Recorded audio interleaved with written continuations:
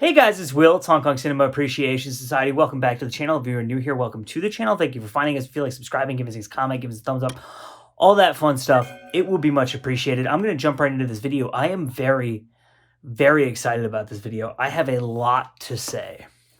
It is Execution in Autumn. I am here with a Blu-ray review. This is a Eureka Entertainment Region B release for June of 2022. This is a Taiwanese film, and it came out in 1972, so this is the 50th anniversary of the original release of this film. And I know that this is a Hong Kong Cinema Appreciation Society channel, but I have frequently expressed interest in Taiwanese cinema, and every time I do, people in the comments say, yes, please cover Taiwanese cinema. Please do review that film. So I thought, I can get my hands on this movie, and I'm going to review it for you. So why am I excited to talk about this movie? I'm going to say something that is very bold. And I am also going to declare that this is definitively not a hyperbolic statement. This is something I have been thinking about a lot since I watched this movie a few days ago. I cannot get this movie out of my head. I have a million things to say about this movie. And I am going to say, I'm going to go on the record and very boldly declare that Execution in Autumn, which I'm holding in my hand right here, is one of the best movies I have ever seen, full stop. Not Taiwanese, not East Asian, not this, not that, full stop. Now, it's not like one of the 5 best movies I've ever seen. It's not one of the 10 best movies I've ever seen. But if you ask me right now, make a list of the 100 best movies you have ever seen, that movie would be on there. This movie is incredible. I texted multiple people while I was watching this film saying, you have to stop whatever you are doing right now, find this movie and watch it because it is incredible.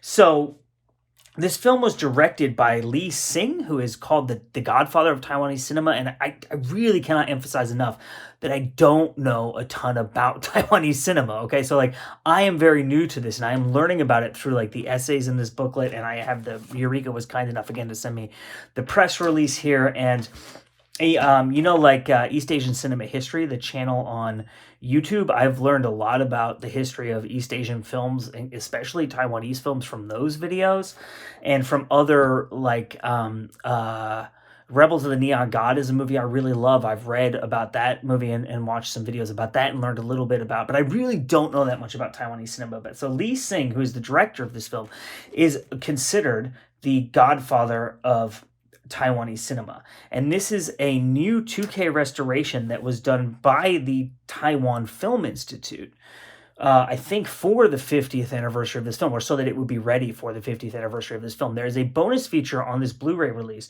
which is about a 5-minute long video that shows you before and after footage of this restoration. So you can see how truly incredible the restoration work that they did is. And it's really fantastic. So the writer of this film is named Chong Yun Xiang, I think, and these are Mandarin names, so I don't speak Cantonese or Mandarin, but I've done enough videos about the Cantonese world that I'm starting to pick up the pronunciation, but I'm totally lost with Mandarin, and so I do apologize that I'm probably really butchering the pronunciation of these names, but Chong Yun Xiang is the writer of this film, and he wrote an other film that I believe is called A Beautiful Duckling, that is also considered a masterpiece by this same director. And so the two of them worked really fruitfully together. So what I'm going to do is I'm going to do the opposite of what I've been doing recently. Rather than review the Blu-ray and then give you my thoughts, I'm going to give you a lot of my thoughts, and then I'll review the Blu-ray. The reason being there's really only 2 bonus features on this plus the essay. So I'll talk all about that a little bit later in the video.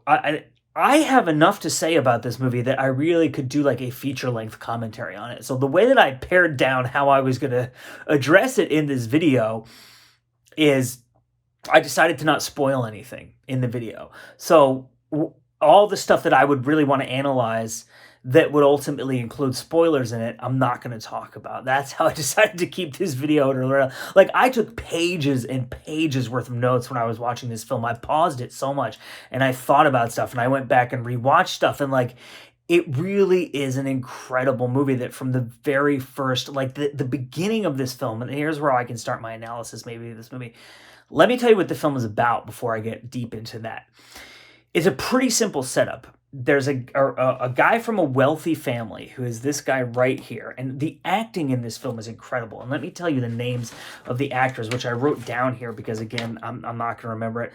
Tong Pao Yun, who plays a younger woman who is in one of the... This is her here, if you can see that.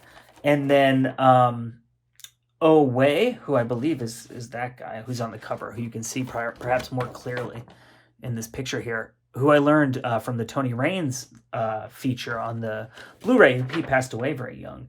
And then Gu Xiangting and Fu Pi Hui, or Fu Pai Hui. So, and again, I apologize if I'm not pronouncing those names correctly, but acting in this movie is phenomenal. So the main character in this film is this guy here, and he is the sole male heir of this very well-to-do family.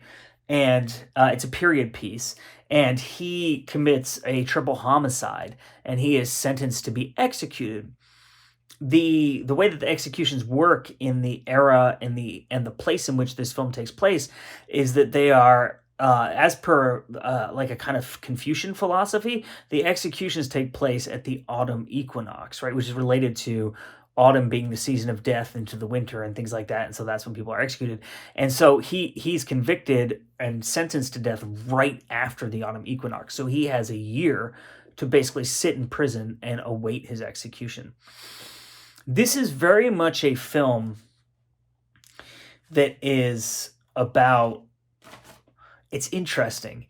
It's about death, but it's about life. It's about life by being about death. And essentially, the kind of central philosophical point of the film is that there is no value in life until you accept death and mortality. And it shows you that in such a fascinating way through the characters. The only true commodity that you have in life is time, the time that you have to spend with the people you care about and to do the things you love and to make use of the very brief period that you have on this earth. And this movie is about a lot of people who don't understand that and piss their time away pursuing fruitless things that in the end bring them nothing but misery. And it's only those who realize their mortality and accept it and don't fight it who see the beauty in life. And this to me strikes me as a very Buddhist thing. I think this is a very Confucian film. I know very little about Confucianism. There's a character in here who espouses a lot of philosophy. And according to Tony Raines on his feature on this Blu-ray, that character represents a Confucian ideology, right? I don't know that much about Confucianism, but I have studied Buddhism a lot, and I've been a member of various Buddhist temples in Japan and the United States, in different places in the US, and I've studied different types of Buddhism, so like Zen Buddhism, Pure Land Buddhism, these are Japanese types of Buddhism. But this kind of Buddhist philosophy of, you know, Buddha seeing all this drama in human life and people placing value in things that have no value. He went and lived in the woods and basically was just like, I reject this society, and then realized that that didn't really make a difference. So came back into society and tried to help people better understand the value of life. It's almost like a Christ type of philosophy, right? And you kind of see that in this movie, and that there's this very clear rejection of the value of material things in favor of the value of human relationships and if you want to call it like a soulful or a spiritual satisfaction. This is a very compassionate humanist film that has a very soulful and spiritual philosophical aspect to it.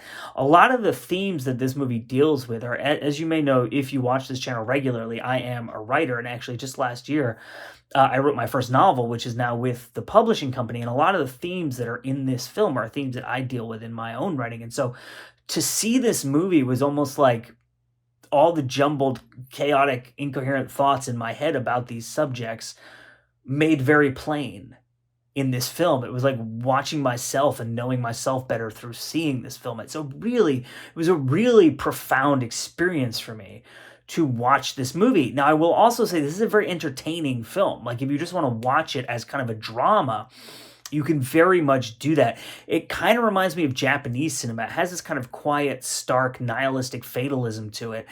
And if you've seen the Kurosawa film Redbeard, I see a lot of similarities here because Redbeard takes place over the course of a year, much like this. The weather in this film is incredible. Pouring rain, there's snow, there's howling wind. These incredible shots in the autumn of the leaves all falling off the trees and these very stark naked branches and this fog. And it almost reminded me of Sleepy Hollow. I know that's a weird comparison, but the Tim Burton Sleepy Hollow, like it really, or like Wolfman, like these very kind of spectral, ghostly type of films. But overall, the weather reminded me so much of Kurosawa, and the kind of this Kurosawa does this philosophical thing of being kind of nihilistic but very humanist and compassionate at the same time, and nihilistic about society and systems, but compassionate about individual people and relationships and stuff like that. And I see a lot of that in this film, and I cannot speak to whether or not this filmmaker is influenced by Kurosawa, but that's what I see in it coming from my perspective. I also see some influence from Sartre, Jean-Paul Sartre, the French existentialist, because he wrote a short story called The Wall that is about a prisoner who is condemned to execution. The wall being he'll stand in front of the wall and be shot to death, right? I think it's like a firing squad kind of thing. And it's about this guy in prison, unable to accept his own mortality, knowing that he is going to die at a day at a time, and he can't accept it, and his life doesn't make sense to him. This is very similar to that. And fun fact about my life, if anyone cares, I acted a lot when I was younger, and the first movie I was ever in was a student. I was in high school, and a college student came to my acting class and auditioned a bunch of us to be in his thesis film, which was an adaptation of that Sartre, the Jean-Paul Sartre story. And I played the one of the prisoners who was going to be executed. So that was my first ever on-screen acting credit. And now here I am, a YouTube star in the making, talking about obscure Taiwanese films that are 50 years old. This is from the Masters of Cinema line, too, which also bears pointing out, because I think this is very much a masterpiece of world cinema. And I also think it's very, very important, like, you know, as a fan, you might look at Masters of Cinema, and then, you know, if they were to release, I don't know, like a movie like Nosferatu, I don't know if they've released that film. This is just a random example I'm pulling out of my head, right? Oh, of course, that's a masterpiece of world cinema. Everyone's heard of that film. And then you might see a title like this and be like, what is that movie? Is that a masterpiece of world cinema? I think it's really important for companies like Eureka to create these lines like Masters of Cinema, and to take these films that are very much masterpieces that maybe their audience doesn't know that well, and challenge them to know them and be like, this is every bit as good as all of these other more famous films you've heard of, and you really should see it. This is a genuinely incredible film. The opening images in this film are so profound. The very first image in this movie is the lead character in his jail cell. And so right away, you have both the physical location of the jail cell and the primary metaphor of the film, which is mortality, your own impending death as a jail cell, right? As your prison. Everyone who is born will die. You cannot escape that fact. It is the only fact of life, right? What do you do with that? What do you make of your time in that prison cell? That's what this movie is about. Not just in terms of literally, here's a year, what are you going to do while you're in this physical jail? But what do you as a human do within the prison cell at the confines of your own inevitable death? And that motif, lest you think I'm reading too much into this, that motif is repeated in other architecture in this film. There's really two major locations in this movie, the jail and then the house of the wealthy family. It's his grandmother, is the lead character's grandmother, who you see here, is kind of like she's like the main member of the family who's trying to get him out, right? There's a great line of dialogue. I'll get back to what I was talking about. There's a great line of dialogue in this movie where she tries to pay the guy who runs the jail to let the kid escape. Basically, he's not really a kid, but, you know, to let the grandson escape. And the guy says to him, your wealth is irrelevant, right? And in the context of the film, obviously he's just saying something literal. Like, I'm not going to take your money. He's condemned to death by the emperor. He's going to die no matter what. Like, if he runs away from me, someone else is going to catch him and kill him. You're just wasting your money, right?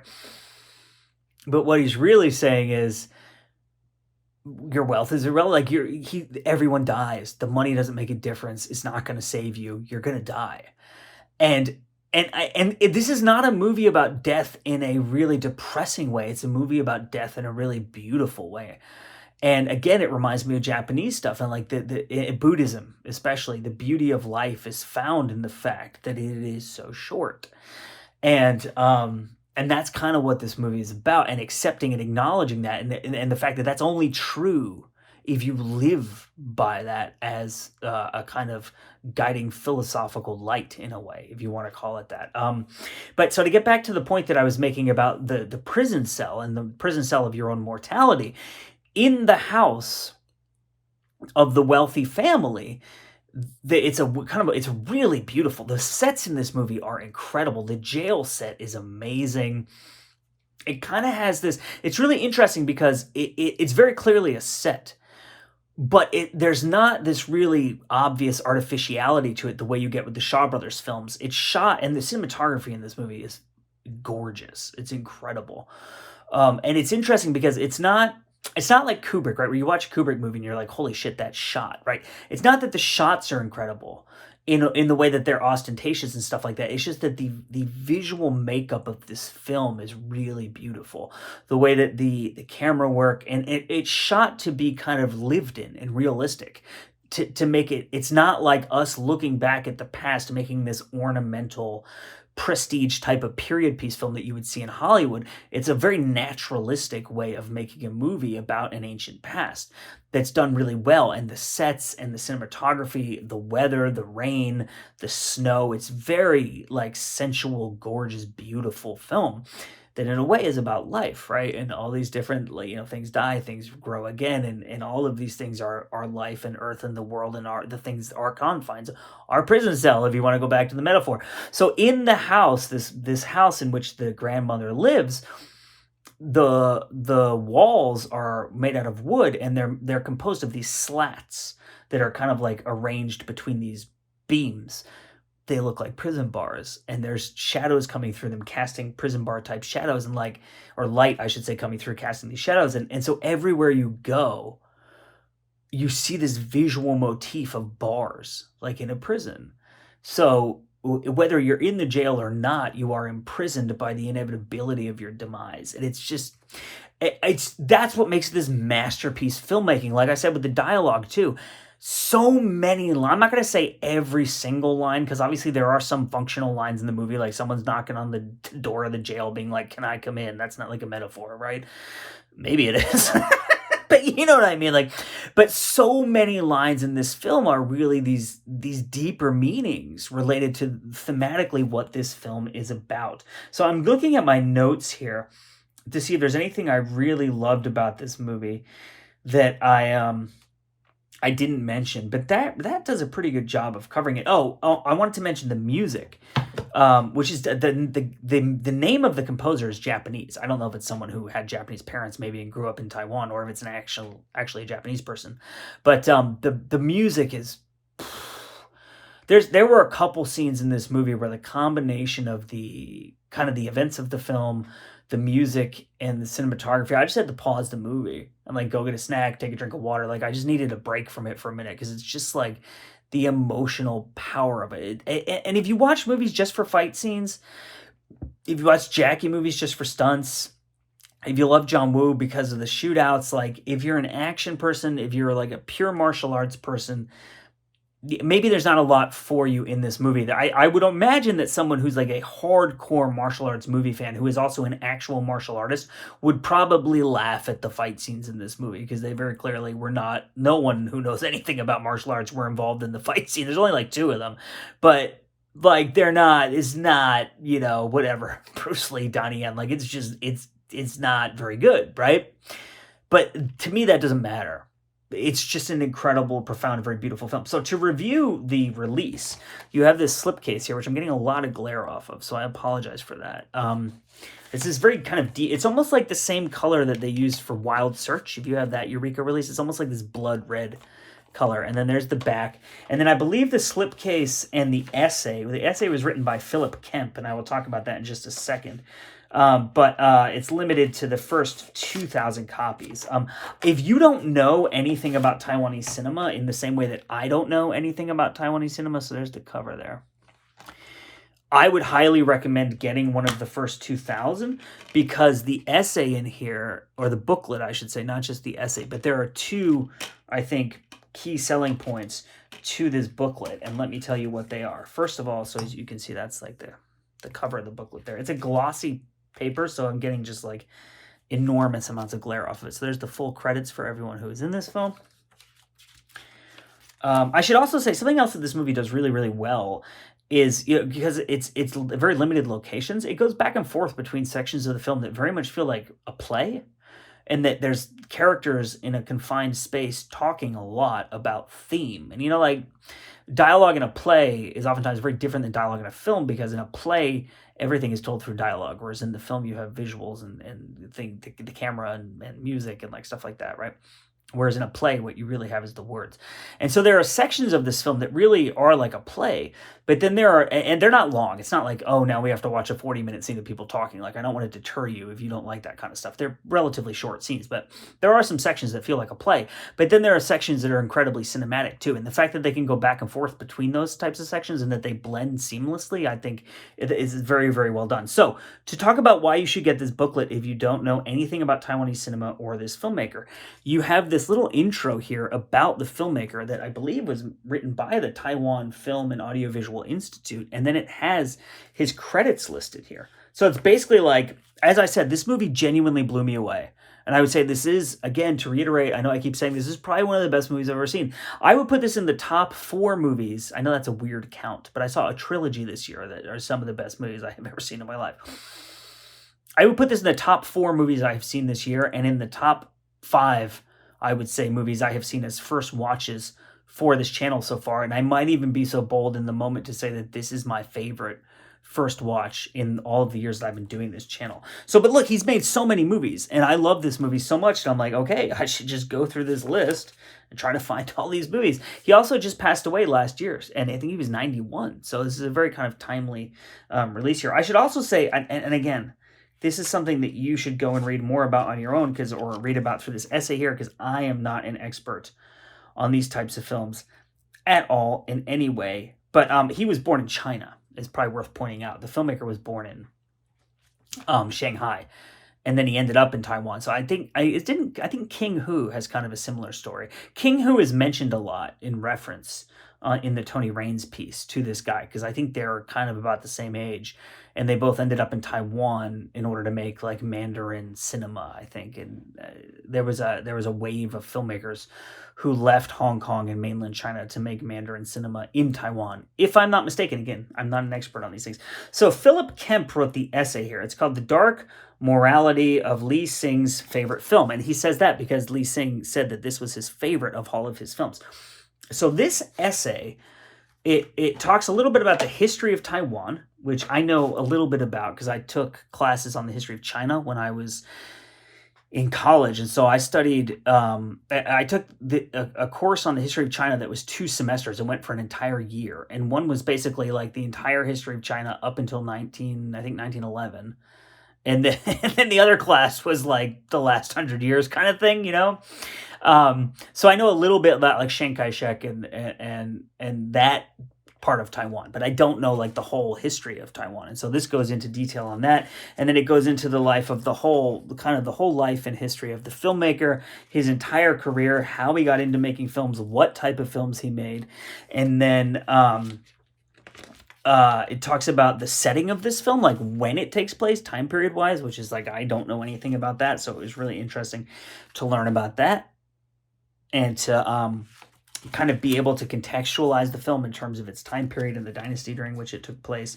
And it translates kind of the names of some of the characters so that you get, a little bit of a better understanding of like this character, for instance, her name translates to something in English that gives you, I don't want to spoil it for you because I don't want to kind of spoil who her character is, because I feel like if you know what the translation of her name is, it kind of spoils her trajectory as a character. But once you know what it is in English, it's like, oh, okay, yeah, that makes total sense.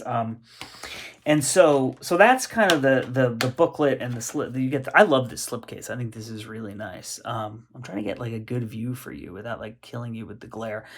And then Tony Raines, who you've heard me talk about before, because he's on the some of the Shawscope stuff from Arrow. He's got like a 50 minute long appreciation of, I believe, King Boxer on the Arrow Shawscope set, and then I believe he's on the Come Drink With Me release from Arrow. And so I've been kind of digging in deep into Tony Raines this year and really enjoying everything from him that I've been seeing. And what we have on here is a 44-minute long, basically it's like a lecture. I don't know exactly what you would call it. And I think, if I'm not mistaken, I think Tony Raines actually did the translation for the subtitles for this release too. I might be wrong about that. I'm just going to look at the credits. But yeah, subtitle translation, Tony Raines. So he was involved in this release beyond just being kind of interviewed on here. But it's not really an interview, and it's not really a video essay. It's kind of like a lecture. It's kind of like a filmed lecture from like a professor. And like I said, 44 minutes long. And so basically what he does is he contextualizes this movie in a really interesting way that helped me a lot to kind of understand it more in the continuity of its own history. Similar to the essay, but different information and a different approach. Here's the filmmaker, here's where he's from, here's the wave of filmmakers he's a part of. He talks about the companies that he was making films for, how the government was funding films, but then this guy started his own private filmmaking company and like that kind of stuff, like kind of the nitty gritty nuts and bolts of like how these movies were being produced, who the actors are, what their background is, and analyzing the film and the characters and the plot, the themes and stuff like that. But really what I really got out of, and he talks about the Confucianism a little bit too. Like I said, I don't really know that much about it, but what I really got out of his piece was the broader context of this film and kind of a good little primer on the Taiwanese film industry, which again, I'm relatively ignorant about. So I will stop now because I'm just realizing this video is really long. The film is Execution in Autumn. If you only ever buy one movie, I tell you to buy this one. Caveat. If you only like martial arts movies or Jackie Chan or John Woo, I don't know. Think outside the box. Check this movie out. I really think if you're a fan of like classic era, like 1945 to 1970 Japanese cinema, you'll really dig this. And if you like obviously if you're a fan of dramas like Wong Kar-wai and Anne Hui and stuff like that, I think you'll really love this. But it's just an incredible film. I think operating at like really the highest level of the craft and the art of filmmaking, it really profoundly affected me. I think it's a phenomenal movie, and I highly recommend it. I give it 10 out of 10, 5 out of 5, whatever you want to call it, A+, 100%. But again, with that grain of salt that like this movie really speaks to me personally. I love these types of films. It is a very philosophical, kind of spiritual type of movie. It is very much a drama. It is not a movie that has people flying around kicking the crap out of each other. There's no guns fired in this movie. There's no crazy stunts. Like, it really takes its time. It's a very quiet, contemplative film. It's Execution in Autumn. It's a Taiwanese film celebrating its 50th anniversary this year, released originally in 1972, directed by Singh, godfather of Taiwanese cinema. My name is Will, and again, this is from Eureka Entertainment. It is a Region B release. As you can see, it's rated 12 here. I thank you so much for watching, and we will see you next time.